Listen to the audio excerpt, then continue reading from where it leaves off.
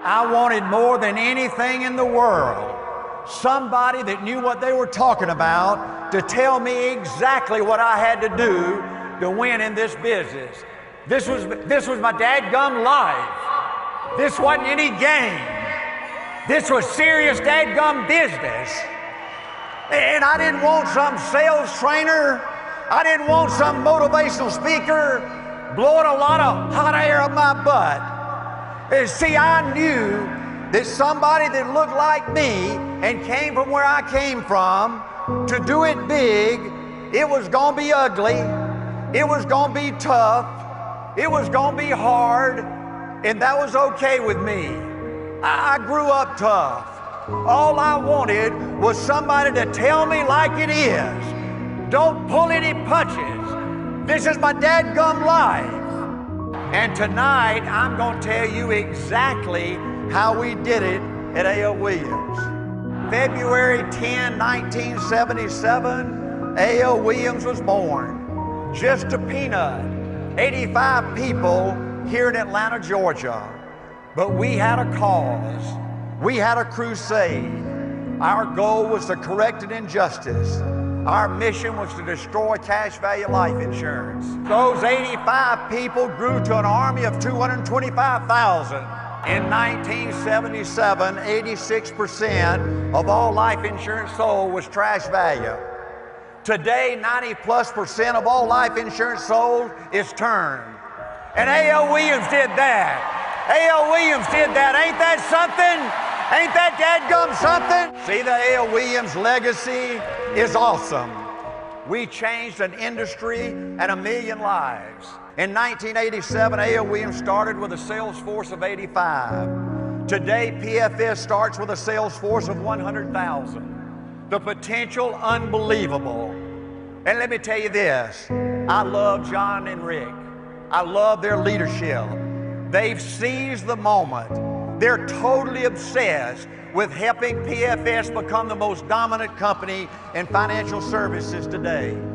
See, I really believe, folks, I really believe PFS has an opportunity to build an even bigger legacy than A.L. Williams did.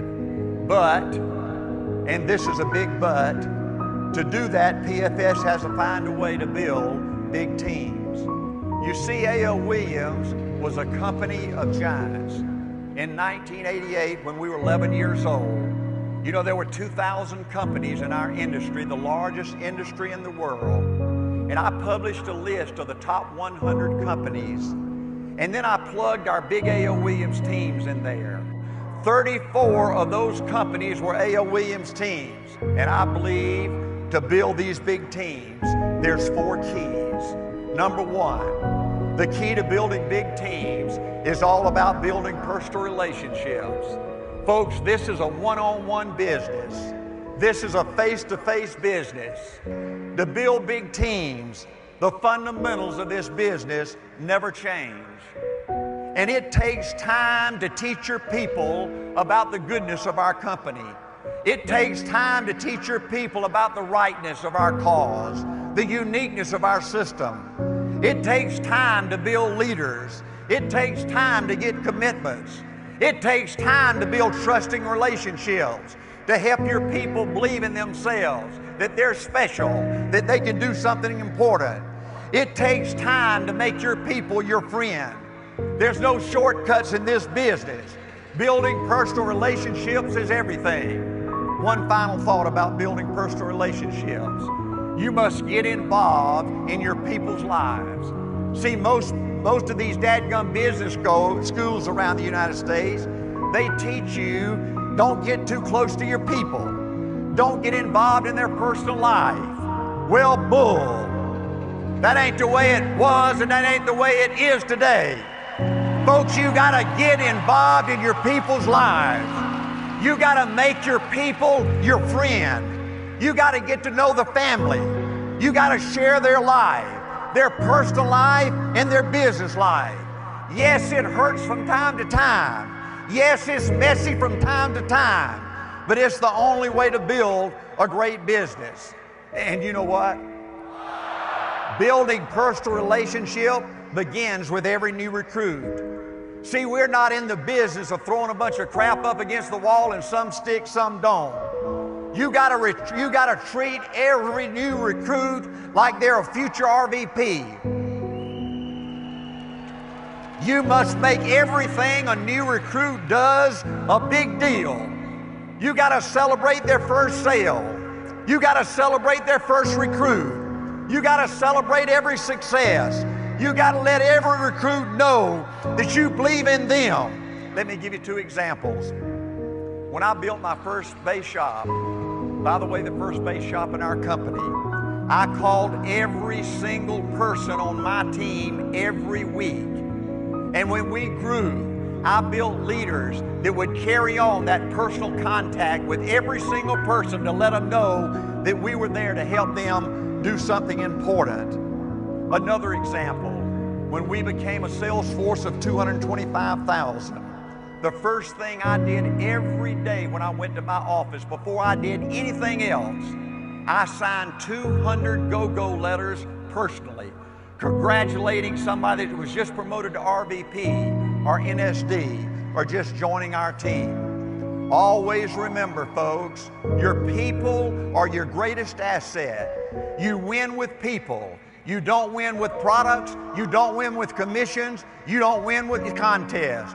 Always remember, when you look at each person in your organization, pretend they've got a sign, a big neon sign on their dadgum chest that says, make me feel special, make me feel important. Building great teams begins with building personal relationships. Number two, building big teams require that you have a passion about what you do. See, this is serious business, folks. We're changing people's lives. It's got to be more than just about the money. See, your passion is your heart. Your passion's your mind. Your passion's your soul. How do you get a passion? You get a passion by loving it. Mickey Mantle, the great baseball player with the New York Yankees, said, I love hitting the baseball. I love hitting the baseball. I wake up every day, I'm excited to go out to the ballpark and hit a baseball. I love hitting the baseball. When it rains out a game, I get angry because I want to go out and hit a baseball. I don't like it, I love it. He said, you can't ever do anything big if you just like it. You gotta love it. Once you love it, once you have this passion, how do you keep this passion? You keep a passion by not ever forgetting the things that blew your butt out of the water. Hey, let me just give you 4 examples. I never got over what a rip-off trash value life insurance was. You lose your cash value if you die? Well, throw up. Folks, let me ask you this. How could a life insurance company create such a crappy product? Hey, let me ask you this. How could a life insurance salesman, 90% of those jokers own term on their own life and sold trash value life insurance? How could those jokers sell that crap? You know what? I never got over what a ripoff it was. And you know what? I love sticking it up their butt. I never got tired of rubbing their nose in it. I never got over how much money you could make part-time. You know, when I started coaching in Thomasville, Georgia, making $4,600 a year. After football season, I used to referee basketball games to make extra income. I'd run up and down that basketball court for 3 hours and make $12, and I found buy term and invest the difference. I went in to make my first sale to my assistant coach, Robert Kelly. It took 45 minutes. I took the same money he was spending for $10,000 trash value policy, and I gave him a $100,000 term policy. I left there in 45 minutes, and that company paid me $324. The next 2.5 years, I never made a sale during football season, but the other 6-month part-time, I was able to save $42,000 part-time. It changed my life, and it changed my family's life.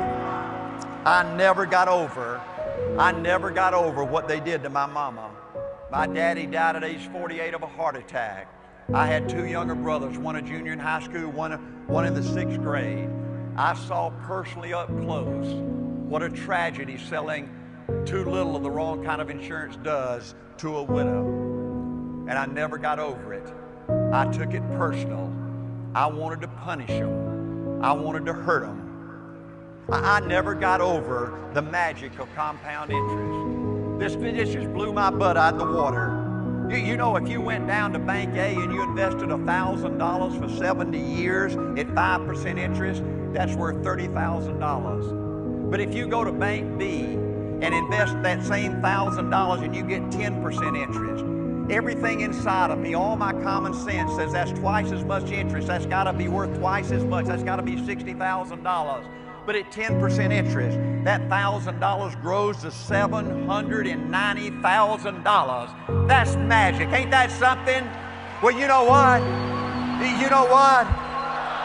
If you go to Bank C and you invest another $1,000 for 70 years and you just get 2% more, just 2% more, that's worth $2.7 million. Ain't that something? Folks, you got to get this passion. You got to love it. And you can't ever forget the things that blew your butt out of the water. See, I believe with everything that's in me, you win with your heart, not your head.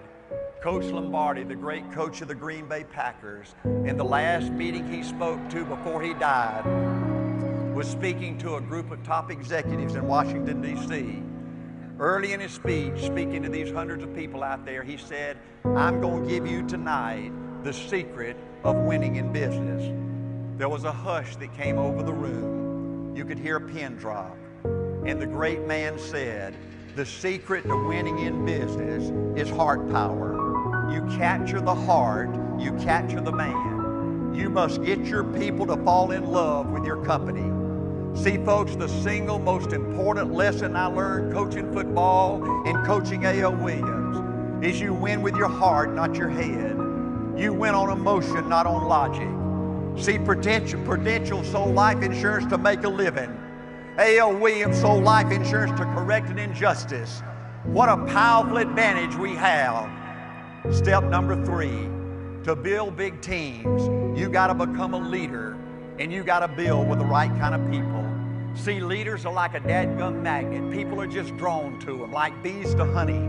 And you show me anything in this United States that win, a Boy Scout troop, church, club, business, football team, I'll show you something run by a leader. And the common denominator of all great leaders is they're do-it-first people. They're do-it-first people. You want to win, go be a leader. And then do it first. Lead by example. You want your people to make money, you go make money first. If you want your people to recruit, you go recruit first. And then, once you become a leader, then you've got to recruit the right kind of people. See, I believe corporate America has tried to program people like me to believe that the winners are the pretty people in our country today. They got these perfect bodies. They're 6'2", slim, 185 pounds. They wear these 3-piece suits, these power ties, these wingtip shoes. They got this slick back hair and this beautiful smile and this perfect teeth, and they're great tennis players. Well, bull. Not only do they have these perfect bodies, but these pretty people have the perfect background. See, they've tried to program people like me to believe if you're born rich and you're born on the right side of the tracks, that you're the privileged class, that you're supposed to go to college, that you're supposed to get all the good jobs. But if you're born from a poor or average, ordinary background like I came from, you must give up your big dreams and your big ambitions. Well, bull. They say if you have a high IQ, they rule you brilliant. If you have an average IQ like me, they say you got to drive a truck or be a janitor. Well, bull. People are judged in our country today by how high they score on aptitude tests, personality tests, achievement tests, and crap like that. Bull. Ain't nobody ever devised a test, nor will they devise a test that can measure the heart of a champion. Let me tell you about the right kind of people. The right kind of people are so dadgum motivated, it's ridiculous. I wanted to be somebody so dadgum bad, it's ridiculous. See, folks, I don't know why I'm like I am, but my butt's always burning. There's something inside of me that says, hard, you're supposed to go for it. Or dadgummit, you're supposed to be somebody. Or dadgummit, you're supposed to do something important. For 20 years in this business, I woke up every day scared I wasn't good enough. I went to bed every night for 20 years scared that I wasn't going to make it. My goal for 20 years was to get better every day. I could never recruit enough people. I could never promote enough people. I could never make enough money. I could never save enough money. I was so dadgum motivated, nothing could stop me. Nothing could stop me. And you know what? You know what? Some of you might be saying right now, Art, you're a madman. And you know what? You're right. You got to be a dadgum madman to win in this business. See, I believe the difference between being great and average and ordinary is this much. Folks, it's just too scary to talk about. See, you can do 99% of the things right in business and not do this much and you're going to fail. But you can screw up every day in business just like I did, and if you do this much, you're guaranteed to win. See, this much is a special kind of attitude. It's a special kind of mental toughness. It's a special kind of hunger and desire to be somebody. See, number 4, if you want to build a big team, you got to have a oneness in your organization. There's got to be a oneness. Everybody's got to operate with one heartbeat. Everybody's got to buy into your system. Everybody's got to be on the same page. See, there's no two ways at PFS. There's the PFS way or there's the highway. Hey, let me give you some principles about A.L. Williams. A.L. Williams was not a sales company. A.L. Williams gave people like me and you a chance to go in business for yourself, to have ownership, to build your own company within a company. And there are 2 big disadvantages in sales that I didn't like. Number 1, you're unemployed every day. Every day you wake up, you don't go make a sale, you don't eat. And number 2, you have a limited income. There's just you or a handful of people, and it limits your income potential. I wanted to build a team, and that gave me 2 big advantages. Number 1, it gave me a secure income. I overrode dozens and then hundreds and eventually thousands of people. And then it gave me a chance to have an unlimited income by recruiting unlimited numbers of people. A.L. Williams was not a sales company. Another principle, A.L. Williams was a warm market company. We never cold call. We never talk to strangers. We never knock on a stranger's door. We never call a stranger on a cold telephone. We never go to Carnival and sit at a booth and hand out suckers and blues to the little kids that come along to get their mama's and daddy's name. When you come to work at A.L. Williams, you never have to set up an appointment. Somebody does that for you. You never go in a stranger's home alone. See, the A.L. Williams way is no pressure. Everybody starts part-time. And by doing that, A.L. Williams was able to go into communities and hire the cream of the crop, the best quality people, doctors and lawyers and businessmen and women and housewives and the best people in a community. And let me tell you the secret to our explosive growth. See, A.L. Williams grew by multiplication, not addition. Prudential and all those other traditional companies, they had an insurance office and they had a manager that did the recruiting and training, and everybody else was salespeople. And if that leader went out and recruited 3 people, and he did that 10 times, that would give him a total organization of 30 people. But A.L. Williams grew by multiplication. We gave people a chance to build their own company within a company.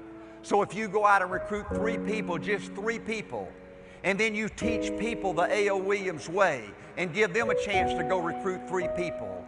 And if you recruit 3 people and then you do that times 10, that's 59,000 people. Ain't that something?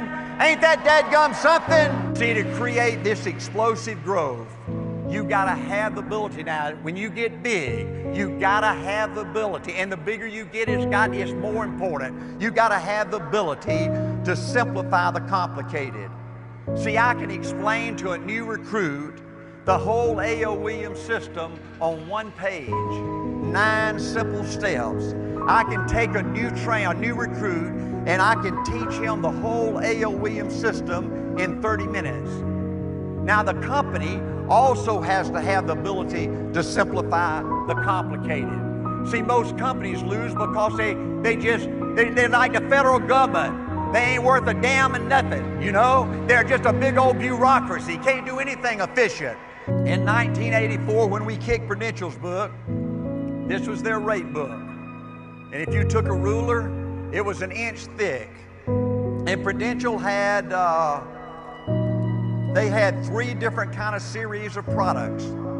They had the Gibraltar series, Modified Life 3, Modified Life 5, Modified Life 10, Modified 25, 10 life paid up at 85, Economatic Whole Life, life paid up at 90, life paid up at 85, life paid up at 65, 20-year pay life, 10-year pay life, co-life, joint whole life.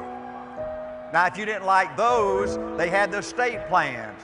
They had Modified Life 5, Citation 50, life paid up at 90, Professional 50, Modified 2, life paid up at 85, Modified Life 3, Modified Life 5, Modified Life 10, Graded Premium Whole Life, the abbreviator, Modified Life 21, Increasing Premium Life paid up at 90, Modified 25, 10 life paid up at 85, Estate 25 Whole Life, Economatic Low Life, life paid up at 90, life paid up at 85, 20-year pay life, 10-year pay life, co-life, joint whole life.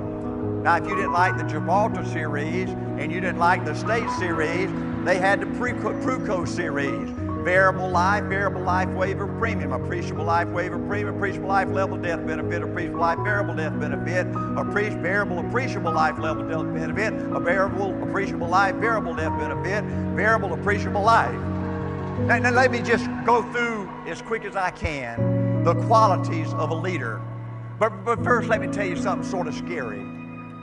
See, folks, most people fail in business because they run out of time. See, this business of winning in business is a 10-year game or a 20-year game. This is not get rich quick. And you know, most people fail because they keep changing. They keep changing.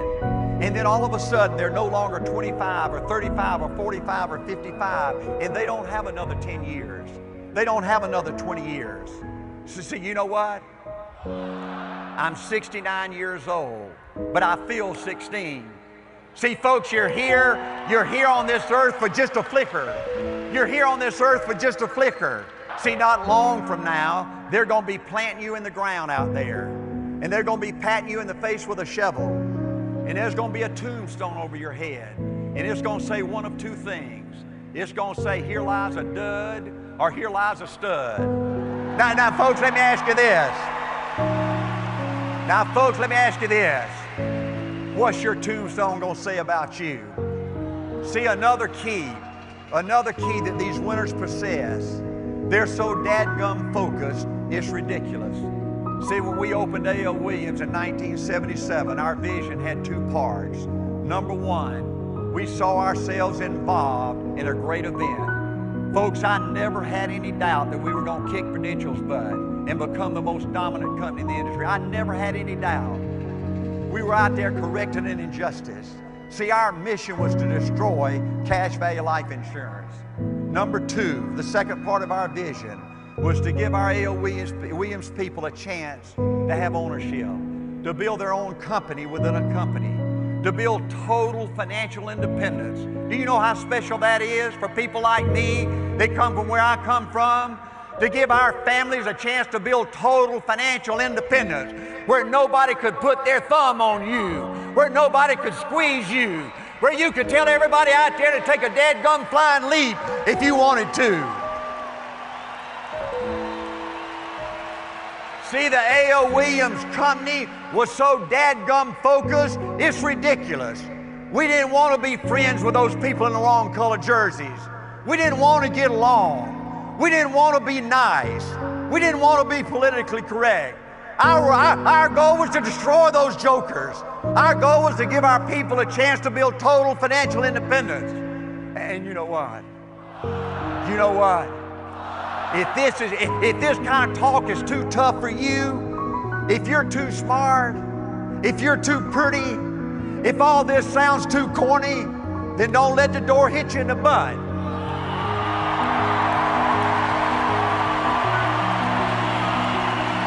You know what? You know what?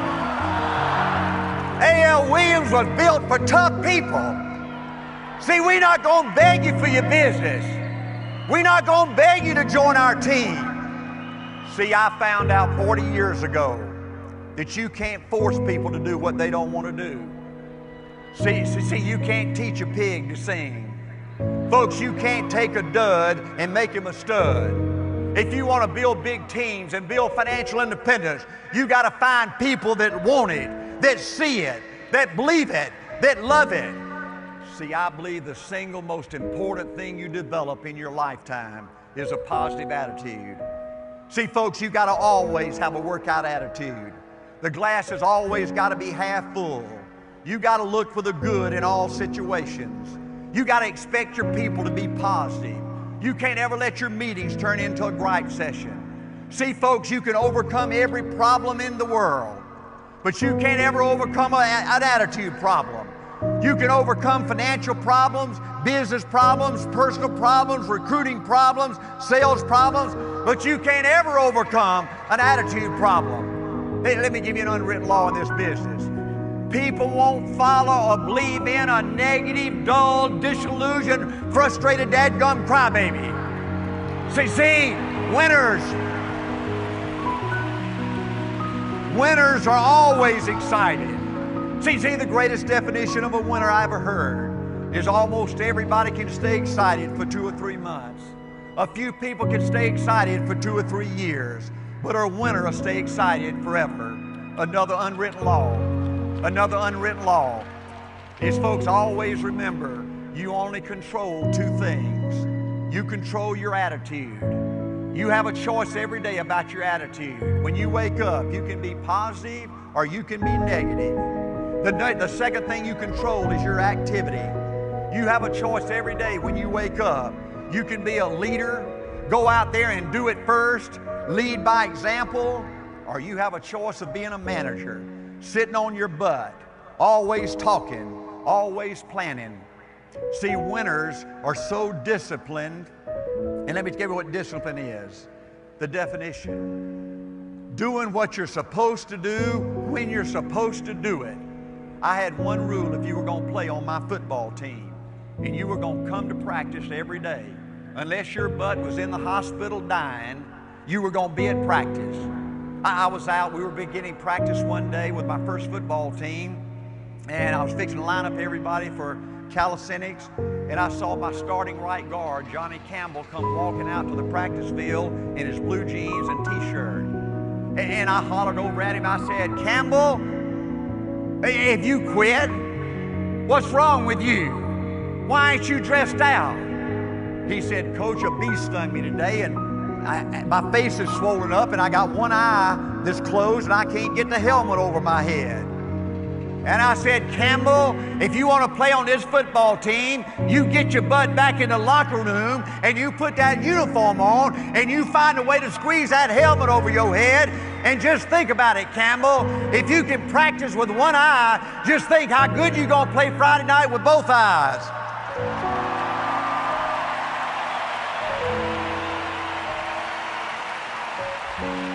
See, another unwritten law in this business.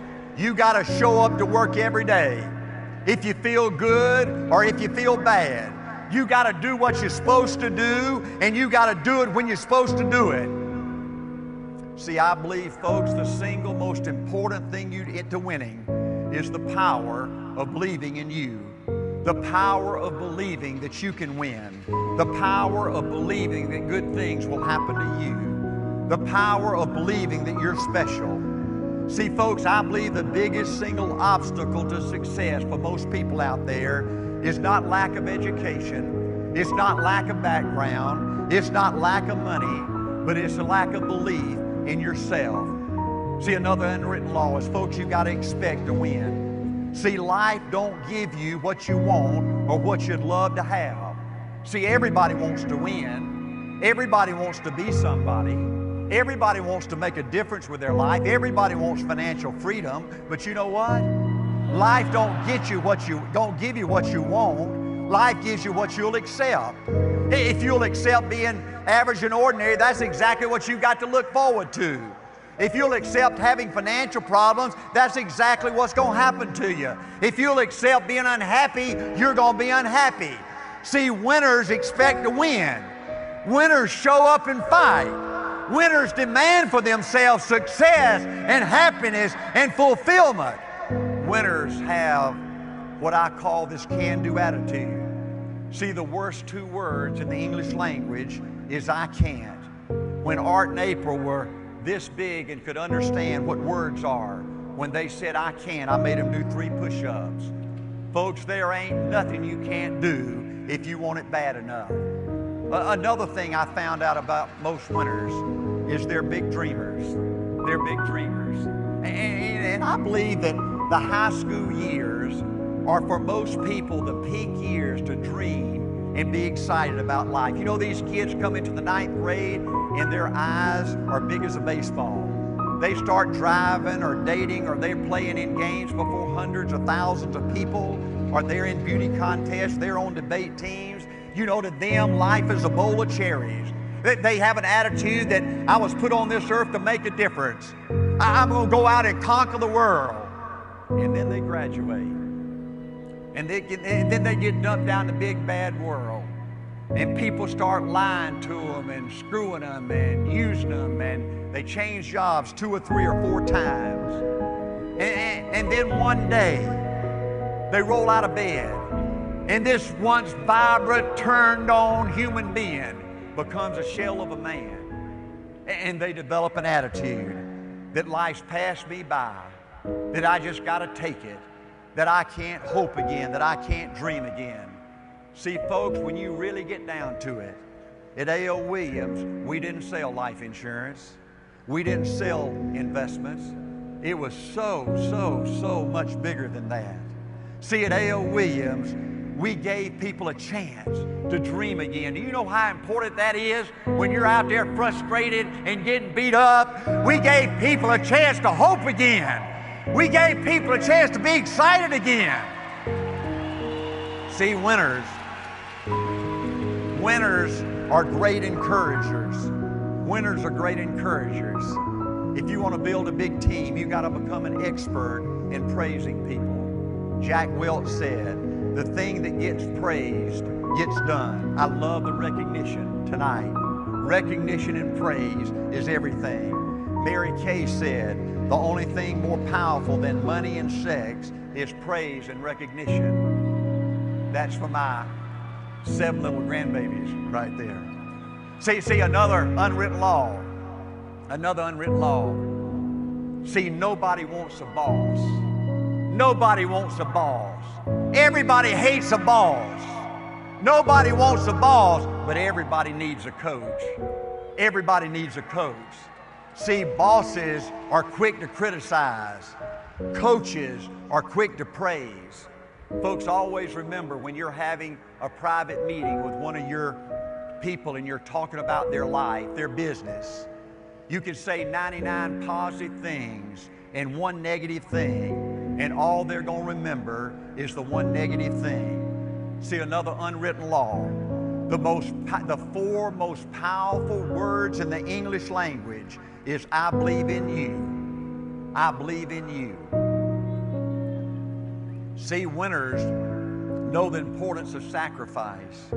See, sacrifice is giving up immediate wants for long-range goals. Remember the A.O. Williams vision? We give people a chance to build their own company within a company, a chance to build total financial freedom where nobody can put their thumb on you and squeeze you. See, folks, I knew RVPs and A.O. Williams that made millions of dollars, but they never achieved total financial freedom. I knew RVPs and A.O. Williams that never made gigantic incomes, but they became totally financially independent. 3 weeks ago at my grandbaby's wedding in Highlands, North Carolina, I met 2 young RVPs, an RVP couple from Tulsa, Oklahoma, Bridget and Brent. And Bridget and Brent, if you can get down here, I'd like to give you a t-shirt. If you can't get down here, then I'll give it to Dwayne and you can give it to him, okay? But I met these 2 great new RVPs, and I was so dadgum electrified I couldn't stand it. They reminded me of those original 85 people in A.O. Williams. They have a passion about this business that's just unbelievable. They love their people. It's just unbelievable. And let me tell you this. If, boy, you're producing RVPs in this company today, like Bridget and Brent, man, this future of this company is mind-boggling. But they told me something real exciting. They said when they got promoted to RVP, they sold their house, they went and rented an apartment, they wanted to cut their expenses, they wanted to make it so dadgum bad they couldn't stand it, and they just didn't want to have any financial pressure on them. And Brent told me, he said, Art, we're saving more money than we've ever saved in our life, and they're just getting started. That's what A.O. Weaves is all about. If you want total financial freedom, step number one is you got to have a plan. It's just not going to happen. You're not going to fiddle fart around and get there. You got to have a plan. There's got to be a number worked out in your mind that's going to be financial independence for you, and you got to work out a plan and how you're going to get there. You got to sacrifice things you would love to have. You got to have a plan. And then step number two, you got to sacrifice things you would love to have right now in order to achieve things that would change your life forever. What happened, Angie? They're there. Bridget and Brad. Hey there. Hey, Bridget. Hey. I'm proud of you too. Y'all are something else. Yes.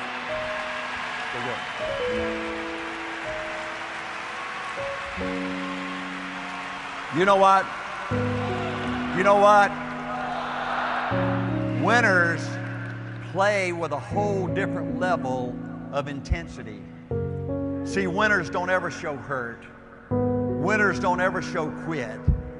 Winners don't ever show fear. See, my proudest record as a head football coach for 5 years in the state of Georgia is I never had to call timeout and go drag one of my kids off the field. See, you know, you former football players, there's nothing as exciting as what I call that Friday night feeling. Man, you work hard all year and you're getting ready to go out and play, and Thursday night you said, dadgum excited, you can hardly sleep. And you wake up the next day and you go to school, and all the students and all the teachers are patting you on the back and say, go get them, Art. Man, I'm so excited about tonight. And you show up in the locker room about 5:30 or 6 o'clock, and you get taped up and you get your uniform on and you're just about to burst. And then at 7 o'clock the coach says, let's go out. And you charge out on the field to loosen up, and the band's playing and your little girlfriend's up there in the stands, and man, you just can't stand it. You're about to explode inside. And then at 20 minutes to 8, I take the players, I take them back to the locker room for the last minute instructions. And right before we leave the locker room to go do battle, the last thing I tell them is, I said, fellas, while y'all were out there loosening up tonight, did you see me out there talking to the referees? I told the referees, I said, Mr. Ref, you see those guys in the wrong color jerseys? See, they don't love it like us. They ain't as tough as us. They don't want it like we do. Mr. Ralph, I want you to know I've never had to call timeout and drag one of my kids off the field. And I want you to know, Mr. Ralph, if one of my kids get hurt, I ain't going to go out there and get them. I want you to know, Mr. Ref, you're going to have to move the ball to the other side of the field and play a little while till they've worked themselves off the field. And now, you know what? You know what? If one of my kids got hurt, I'd have been the first one out there to pick them up. But you know what? They didn't know that, so they didn't get hurt.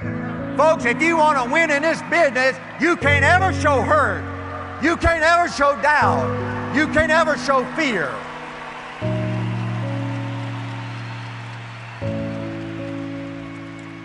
See, to win in this business and to win in life, you got to have a goal of having a balanced life. And this is tough. See, another unwritten law. You can't separate your business life from your personal life. See, a lousy personal life and a lousy spiritual life will destroy your business life. Just 3 recent examples. The governor of California gets his maid pregnant and destroys a marriage and a career. Ain't that sad?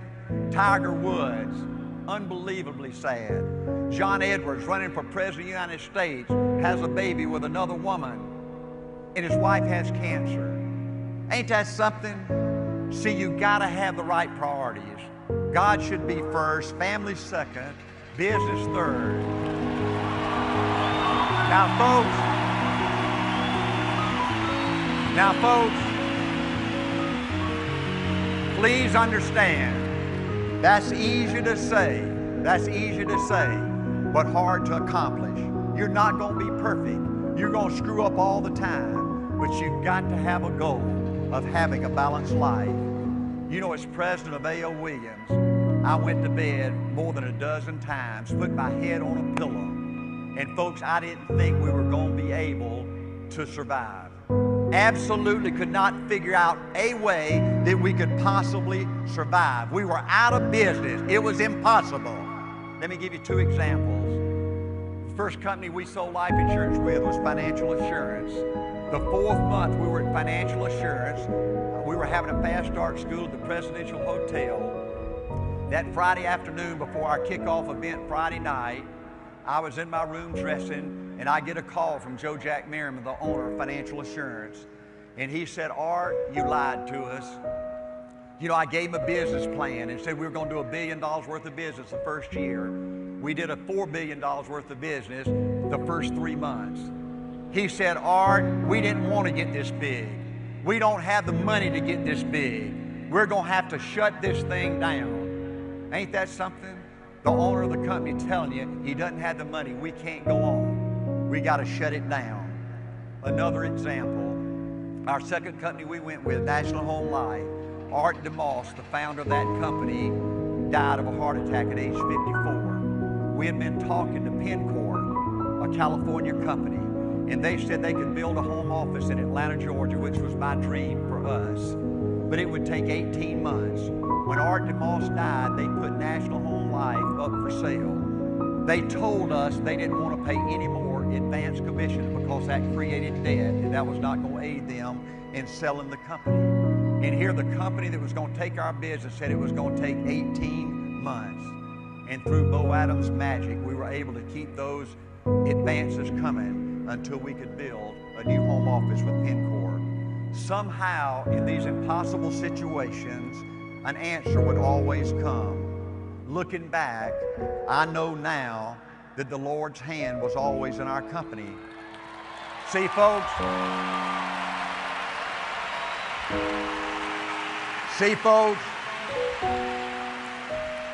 I'm not smart enough, I'm not good enough to get any credit for what A.O. Williams did.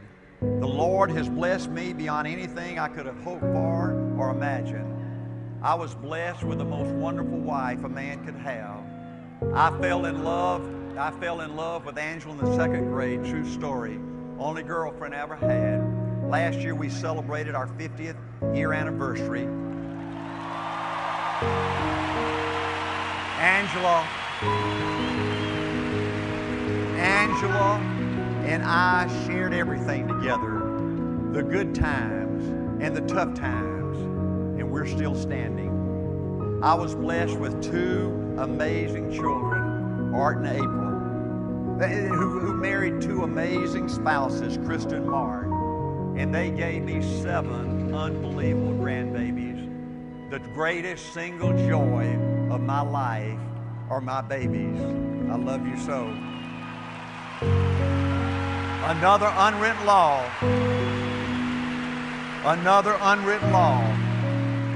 All the money in the world can't compensate for you failing at home. Folks, you've got to give your family, and it's hard, but you've got to find a way to give your family all the time and all the love that they deserve and that they should have. Another unwritten law.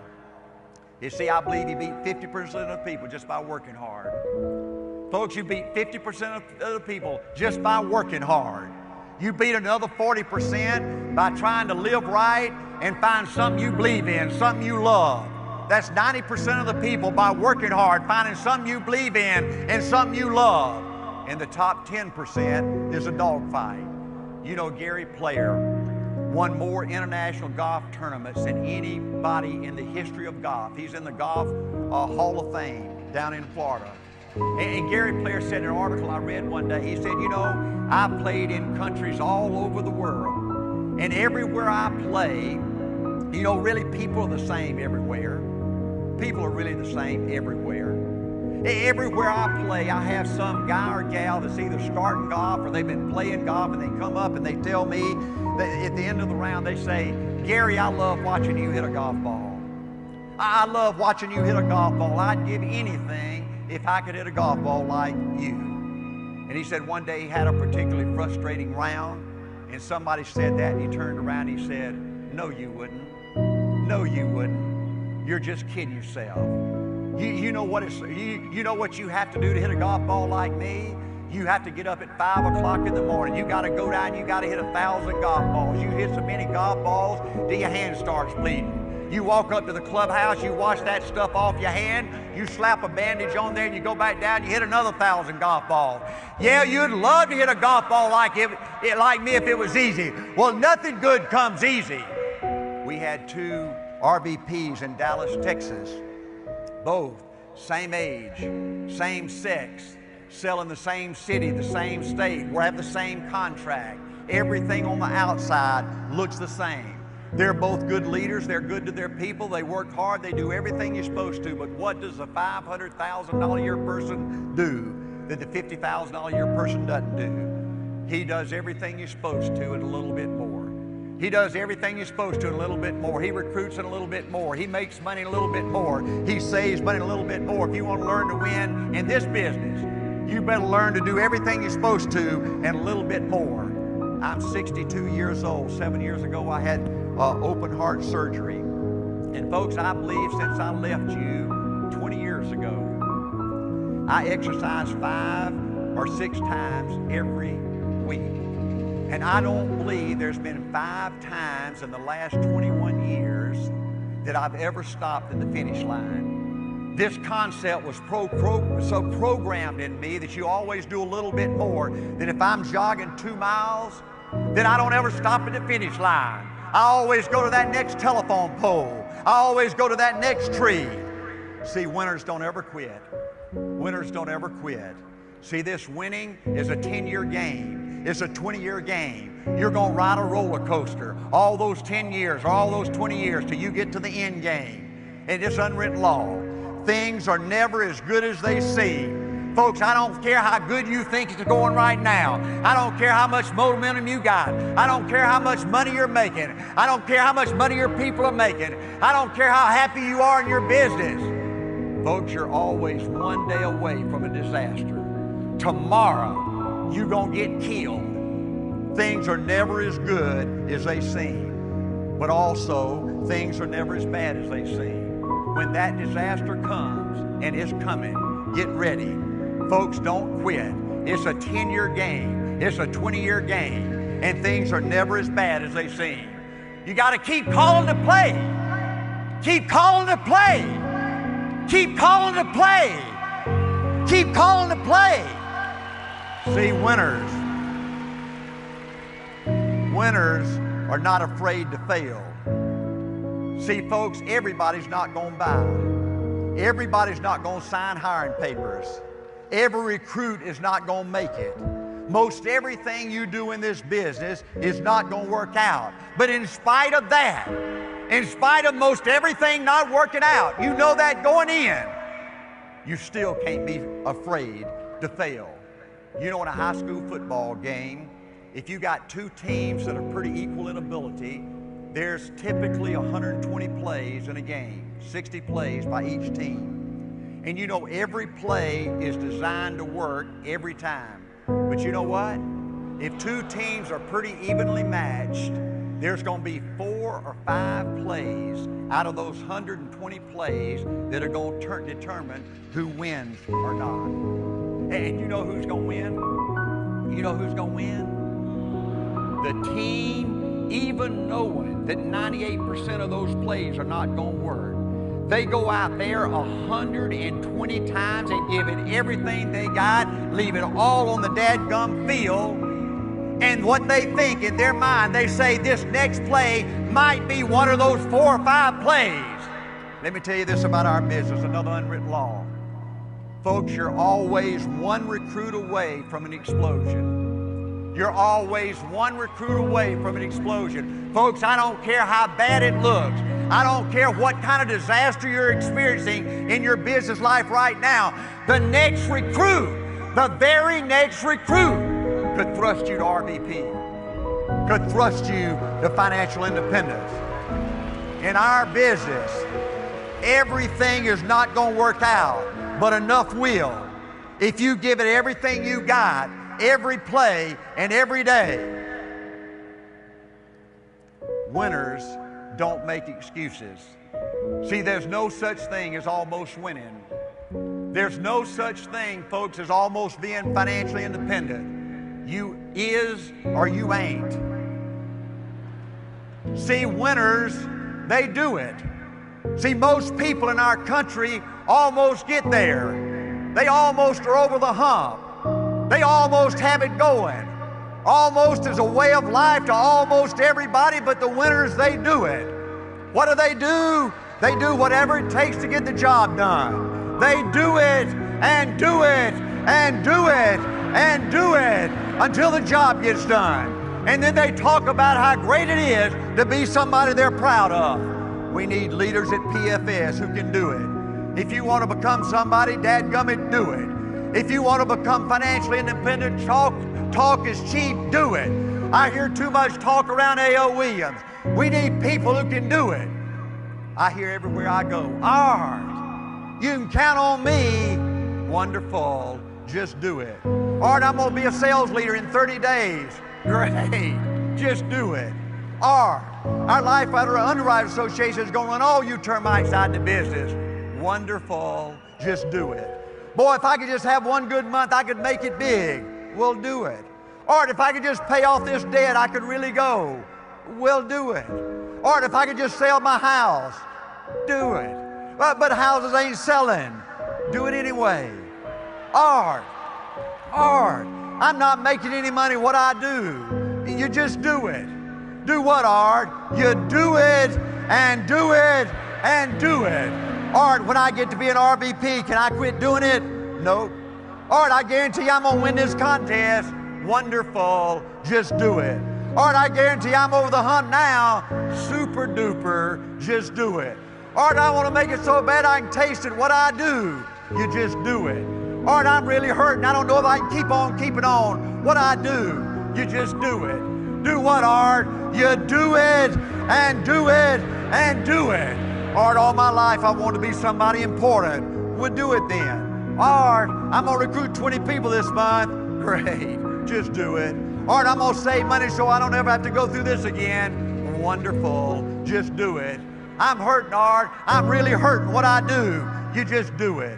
Art, I don't feel like I've had enough training. What I do? You just do it. Art, I don't feel like my NSD gives me enough help. What I do? You just do it. Art, you don't understand. I was Mr. Everything at my former company. Look at what I've accomplished.